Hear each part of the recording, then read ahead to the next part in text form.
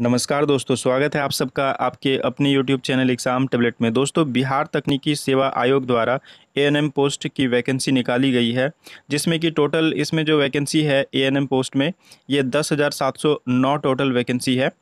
और देखिए, इसका जो फॉर्म फिलअप करने का डेट है ये 2/8/2022 से स्टार्ट हो चुका है और इसका जो लास्ट डेट है 1/9/2022 तक है। और इसका ऑफिशियल वेबसाइट www.btsc.bih.nic.in पे जाके इसको आप अप्लाई कर सकते हैं। नहीं तो और एक इसका ऑफिशियल वेबसाइट है www.pariksha.nic.in। तो इन वेबसाइट्स पे आप जाके इसका क्या कर सकते हैं, ऑनलाइन आवेदन कर सकते हैं।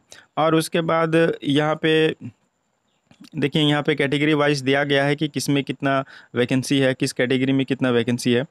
और उसके बाद आपको जो मिनिमम एजुकेशनल क्वालिफिकेशन चाहिए, अनिवार्य शैक्षणिक योग्यता जो आपको चाहिए, तो आपको क्या होना चाहिए, आपको एएनएम होना चाहिए। ठीक है, एएनएम होना चाहिए और जहाँ से आप किए हैं वो संस्थान को मान्यता प्राप्त होना चाहिए भारतीय नर्सिंग काउंसिल के द्वारा।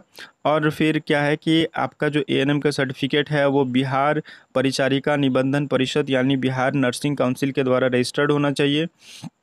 और देखिए, और एक चीज़ यहाँ पे लिखा है, पटना से भी निबंधित रहना भी अनिवार्य होगा। मतलब पटना का भी अगर कोई काउंसिल है नर्सिंग का तो यहाँ से भी निबंधन कराना, मतलब रजिस्ट्रेशन कराना आपको अनिवार्य होगा। उसके बाद जो देखिए, आयु सीमा की बात करें तो मिनिमम जो एज है, लिमिट है, ये 21 ईयर्स की है। और इसमें 1/8/2021 को मिनिमम आपको 21 साल होनी चाहिए। उसके बाद जो अधिकतम आयु सीमा है अनरिजर्व्ड जनरल कैटेगरी की महिलाओं के लिए ये 40 साल है। और जो पिछड़ा वर्ग और अत्यंत पिछड़ा वर्ग है इसके लिए भी यहाँ पे 40 साल ही दिया गया है। उसके बाद जो अनुसूचित जाति और अनुसूचित जनजाति की महिलाएँ हैं उनके लिए 42 साल दिया गया है। ठीक है, तो इस तरीके से है। उसके बाद देखिए, आपका जो चयन होगा, आपका जो सिलेक्शन किया जाएगा वो किस तरीके से होगा। तो एएनएम पोस्ट के लिए यहाँ पे जो सिलेक्शन होगा, देखिए एएनएम कोर्स की परीक्षा में आपने जो मार्क्स लाया है उसमें आपको मैक्सिमम जो नंबर मिलेगा 60 अंक मिलेगा।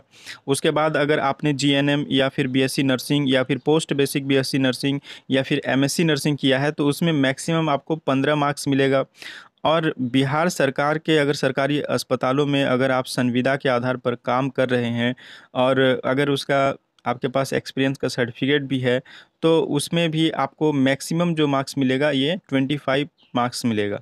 ठीक है, और टोटल इस तरीके से आपको 100 मार्क्स दिया जाएगा। और इसी के बेसिस पे, इसी के आधार पे यहाँ पे मेधा सूची बनेगा और आपका सिलेक्शन होगा।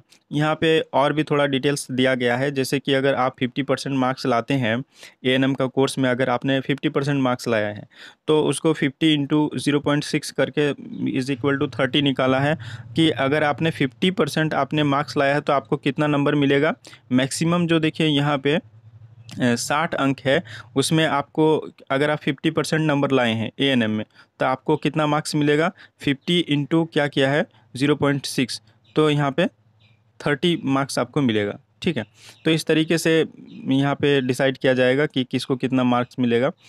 और देखिए, इसमें जो ऑनलाइन आप कर सकते हैं, जितना डेट है 1/9/2022 से पहले आप इसको ऑनलाइन कर सकते हैं। और जो आपको ऑनलाइन करने का जो आपका फ़ी लगेगा, आवेदन शुल्क लगेगा, देखिए जो जनरल कैटेगरी से हैं, ईडब्ल्यूएस से हैं, अत्यंत पिछड़ा वर्ग से है उसको 200 रुपया लगेगा। उसके बाद जो अनुसूचित जाति, अनुसूचित जनजाति, बिहार राज्य के अस्थाई जो निवासी हैं, मतलब इस कैटेगरी के, उसको 50 रुपये लगेगा। और जो आरक्षित या फिर अनारक्षित वर्ग की महिला उम्मीदवार ये जो हैं इनके लिए भी 50 रुपये लगेगा। और ये राज्य के बाहर के उम्मीदवार चाहे वे किसी भी वर्ग के महिला हो उसको कितना लगेगा, 200 रुपया लगेगा। तो दोस्तों, वीडियो का अंत तक देखने के लिए बहुत बहुत धन्यवाद। और वीडियो को लाइक करें, शेयर करें, और अगर आप हमारे इस चैनल में नए व्यूअर हैं तो हमारे इस चैनल को ज़रूर सब्सक्राइब कर लें और बेल आइकन को भी प्रेस कर लें।